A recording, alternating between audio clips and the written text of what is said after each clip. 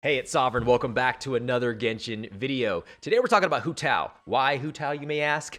Because miHoYo finally decided to officially announce her coming to the game in 1.3, as we all pretty much speculated and soft confirmed ourselves as a community. But I digress. She's coming after the Kaching banner. So in this video, we're going to cover everything you need to know about Hu Tao when it comes to a little bit of her lore, her attack sequence, the visuals of her abilities, her skill, and her ultimate. On top of that, we're going to talk about weapons, 4-star, 5-star, and also briefly about artifacts and how you probably should be running her. If you failed to farm for Hu Tao, I'm going to go through a quick checklist of the items that you need, so that way you can boost her up to your current level cap, whether that be 90 or less, whatever that is for you out there. We're going to go over all that stuff today, so make sure you stick through to the end to get all the information. But before we get started, right now would be a good time to give the video a thumbs up if you like videos like these. Also, subscribe if you haven't done so already. Oh, and before I forget again, be sure to join the community Discord. There will be a link in the description box below. So let's get into the video, because I know that's what you guys are waiting for. Who's Tao? Hu Tao, the 77th director of Wangsheng Funeral Parlor. All right, so miHoYo gave us a bunch of new visuals, backstory, a little bit of lore on Hu Tao. You can see it all here. They confirmed pretty much everything that we already knew about her, but it's 100% confirmed now. They do state that Hu Tao is a burst damage dealer, so take that with a grain of salt. Burst damage can mean a lot of different things, meaning that she just gets a lot of damage out in a short amount of time. You can think about her as just a burst DPS user, to where she's just going in for her E and ult and not in as a main damage dealer, but still dealing most of the damage. But you know, you guys take that for what it is. You build her how you want. Let's keep going. Like I said, there's a bunch of information in here as well, so go ahead and check out the link in the description box below if you guys want to see more of that stuff. So we do have the official videos of her attack sequence, her skill, and her ult. So this is her 6 swing sequence with her charged attack as well. The charged attack may look a little bit familiar if you've ever used Xiangling. So similar to that, consumes a certain amount of stamina to lunge forward, dealing damage to the enemies along the way. That's her charged attack. You guys should know this. It's nothing different than the norm, but she does look great doing it with that Staff of Homeless. All right, so her E, Guide to Afterlife, she consumes her HP to do pyro damage. That's basically what this is. So increases Hu Tao's attack based on her max HP at the time of entering this state. Attack bonus gained this way cannot exceed 400% of Hu Tao's base attack stat. Hu Tao's attack damage is converted to pyro damage, which cannot be overridden by any other elemental fusion, similar to other people that infuse whatever element. You know, Xiao does that. He infuses in his ult, he infuses everything into a Nemo. You look at Shang Yun's E, infuses everything into cryo, etc. Like, you guys should know what that is like. Increases Hu Tao's resistance to interruption as well, which is cool because, you know, you don't get staggered during your attacks. That's nice. All right, Papilio ends when its duration is over or when Hu Tao has left the battlefield or fallen. So her E has a second ability as well, and that's the Blood Blossom effect, which is a pyro dot. All right, so let's look at this. In the E state, the Paramita Papilio state, Hu Tao's charged attacks apply the Blood Blossom effect. Now let's go into that. Enemies affected by Blood Blossom will take pyro damage every 4 seconds. This damage is considered elemental skill damage, so it scales off of your elemental skill damage. So let's check out her ult, which I think is really interesting. All right, so Spirit Soother. Hu Tao commands a blazing spirit to deal pyro damage. You can see the little ghost there. She smacks around. And a large AoE. Upon striking the enemy, regenerates a percentage of Hu Tao's max HP. This effect can be triggered up to 5 times based on the number of enemy hits. So if you have 5 enemies there, you're going to get 5 hits for HP and damage. If Hu Tao's HP is below or equal to 50%, when the enemy is hit, both the damage and HP regeneration are increased. That's crazy. Both of them. So look, guys, if you have a team comp and you also have Bennett, not only do you have 2 people healing her, but you also get the pyro buff, pyro resonance buff, and on top of that, you get Bennett's buff. So, and guys, I think that she's great with Bennett. She's gonna be great with Bennett. This girl right here, Hu Tao, is going to be insane in her total damage output. All right, so now that we get an idea from, I don't know if you guys have already seen these. You might have already seen the leaked videos and stuff, but this is official now, you know? So Looks great. Let's get into her actual stats. Let's look at her numbers. Let's go through this real quick. Also, the materials you're going to need to scale her and build her, I should say. All right, so base HP scales pretty high, 15k. That's nice. Base attack is low. I think the lowest in the game. I'm not exactly sure about that. Don't quote me, but I think it is. But that's because we have this huge stat right here and all the HP scaling damage output that she does later on. That we'll get to that. So crit damage, everybody has 50% scaling throughout their entire thing. Nobody goes up. She does though. Her goes up 38% higher than everybody else's base crit damage in the game. So she at level 90 has 88.4%. Huge. That's going to be crazy, especially if you pair that with crit damage weapon, crit damage circlets, and then get all crit rate everything else in your passives. Depends on how you guys want to build her. We'll talk about weapons and artifacts shortly. All right. So she does need the Pyro gemstone that you get from the Power Red is fine. You can also get them from the Wolf Andreas, whatever his name is, but you probably, to consistently get these, go to the Power Red is fine. You should know that. All right, the next material is the same material that Xiao used, and that is the material, I think it's the Juvenile Jade it's called, from the Geofishop, the boss that's in Liyue now, the one that was just recently added. She also uses silk flowers like Xingqiu. These are very limited on where you can get them on the map currently, so make sure you're farming these if you haven't done so already every single day. She uses Whopper Flower material also. Not hard to get. Whopper Flowers are everywhere. You can always go into your adventures book and just find them. All right. Her attack. She has no crazy scaling in here passively.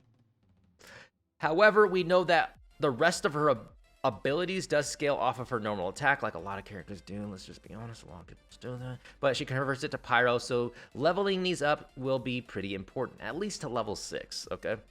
Now, Guide to Afterlife, this is her E, where a few things happen, where she gets pyro damage conversion. She also gets HP scaling for her attack, well, attack scaling based off of HP, and she also gets the Blood Blossom effect. So let's go through all this. So the activation cost, she has to eat HP, 30% of her current HP. That never changes throughout the entire scaling of the talent. So it's always 30 HP to do this let you get a 3.84% attack increase based off of your max HP. Wait, let me say that again. That was weird. You get an attack increase based off of 3.84% off of her max HP at level 1. That scales up to 6.26% at level 10. So getting HP substat rolls might be okay for Hu Tao if you're trying to get that extra damage out of her. Blood Blossom damage is 64% at level 1 and then 115% at level 10. Level 6 is 89%, so you want to get it to at level 6 as soon as possible to get this big pyro dot. The duration of the dot is 8 seconds. And the duration of the skill overall is 9 seconds. The cooldown is 16 seconds. So not too bad there. 16 seconds isn't short, but it's, there are longer skills out there. All right, her ult, Spirit Soother. Skill damage is 303% at level 1, scales up to 493% for level 10. Her low HP skill damage, once she gets to 50% or lower, is 379% at level 1. So it's like 76% over the regular skill damage. So you always want to be getting her to that 50% or less. So just have her stand in front of the enemy and just tank some damage. Once she gets to 50%, then, get a shield on her like Zhongli or anyone else who has a shield. Keep her protected then and only have her heal herself. I guess. Don't have anybody else be healing her passively and stuff like that, just because you don't want to not get that extra damage. All right. So this 379% scales up to 617% at level 10. That's huge. So you guys want to be getting, some scaling in here, level up her E and her ults quite a bit, fairly quickly. All right, so her skill HP regeneration is 6.2% of her max HP at level 1, goes up to 10% of your max HP. It's pretty good. And that's per hit too. You can do this multiplied by multiplied times by 5. What the hell is that? You can multiply this by up to 5 times at once, okay? Because it depends on how many enemies you hit, up to 5.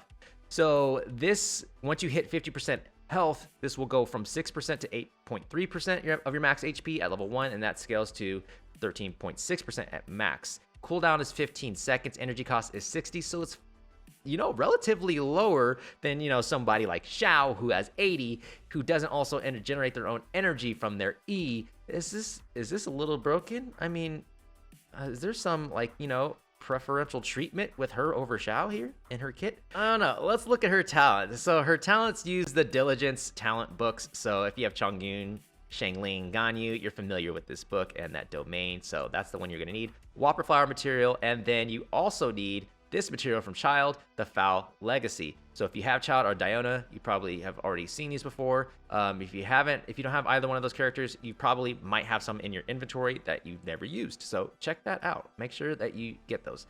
All right, passive talents. These are pretty cool here. So minus the first one. Well, the first one is always given to you. When Hu Tao cooks a dish perfectly, she has 18% chance to receive an additional suspicious dish of the same type. So it's probably going to have boosted stats, 18%. That's actually pretty nice. So, you know, cook with her if you have her. Or, you know, Razor has his own thing for certain dishes as well. So other people do. All right, so the first passive ability that you have to unlock through Ascension, Flutterby. When party meets a Papilio state activated by Guide to Afterlife ends, all allies in the party, excluding Hu Tao herself, will have their crit rate increased by 12% for 8 seconds. So this is interesting here. This gives that support to the idea that she is a sub DPS or a burst DPS character, because this supports the team and not her directly. But, you know, that doesn't mean much. Of course, you can main DPS. She's pretty pog. Her kit is insane. So yes, you can, but she will also be useful as a sub DPS as well. All right, her second passive that you unlock, I think at the 60-70 Ascension, Sanguine Rogue. When Hu Tao's HP is equal to or less than 50%, so remember, once again, 50% or less with Hu Tao, her power damage bonus is increased by 33%. That's huge. So keep her at 50% or less and give her a shield. Important. That's Bog. That's powerful. All right. Her constellations. C1. While permanent to Papilio state activated by Guide to Afterlife, with Hu Tao's charged attack does not consume stamina. Huge, huge. C1 is a game changer. No stamina. Only charged attacks when you hit her E. Get these dots going everywhere over everybody on the field. Nice. I don't know if the dot stacks, though. That's something I'm going to have to test. I don't know if anybody else mentioned anything about that in other videos around. Let me know in the comment section below if you guys know if it stacks or not for the Blood Blossom. All right, C2 increases the Blood Blossom damage by an amount equal to 10% of Hu Tao's max HP at the time the effect is applied. Additionally, Spirit Soother will also apply Blood Blossom effect.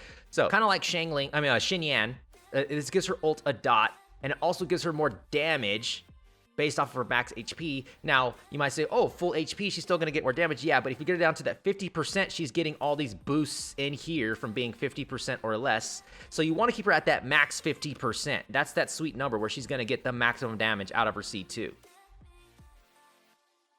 Because it'll stack on top of all this other stuff.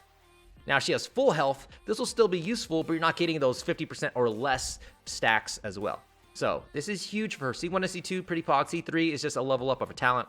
C4, upon defeating an enemy affected by Blood Blossom that Hu Tao applied herself, all nearby allies in the party, excluding Hu Tao herself, will have their crit rate increased by 12%. So another thing here supporting her, something heavy invested like a constellation this deep into C4 is more of a sub DPS ability. So more support for her as a sub DPS or burst DPS, but once again, she's fine as a main DPS. She's going to be perfectly more than okay. She's going to be pog as a main DPS. So, but this does support her as a sub DPS. Here, C4 is not that great. I don't really like it. I don't really care. I worry about other party members' crit rate through their own kits, so I don't really like stuff like this in Constellations, but I digress. Let's move on. C5 is just another talent level up. C6, interesting. Check this out. Triggers when Hu Tao's HP drops below 25% or when she suffers a lethal strike. Hu Tao will not fall as a result of the damage sustained, so she'll go all the way down to 1 HP if she gets hit with something critical. Even if she has like 5 HP, if she gets hit, she'll go to just to 1 HP and survive, and then she gets this big buff here. Additionally, for the next 10 seconds, all her elemental and physical resistance is increased by 200%. Her crit rate is increased by 100%, and her resistance to interruption is greatly increased. This is huge. Crit rate 100%. She goes berserk. Insane. This really sets her off as a crazy damage dealer. So if you guys want to just do some crazy damage with her, put in Bennett, put in anyone else, Thrilling Tales, do some Noblest buff, food, all that stuff. You're going to be seeing big numbers with Hu Tao, okay?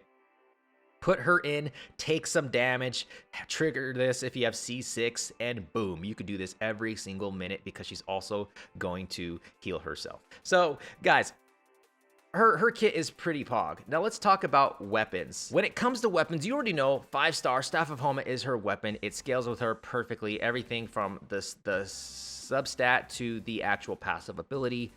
Best in slot. If you have it, use it. Now, if you don't have Staff of Homa, that's fine. A lot of people don't have it because they just didn't get it. I bet you a lot of you guys that did roll for it have a lot of Wolf's Gravestones now, though. All right, so if you have any other 5-star, use it. It's great for her. They scale over the 4 stars, but you do want to look at some of these passive abilities. So let's check those out. I think substats are really important when it comes to Hu Tao's kit for Spear. Since she does have a low base attack, getting that crit damage out and getting some more scaling and attack percent might be powerful. Base damage is important as well.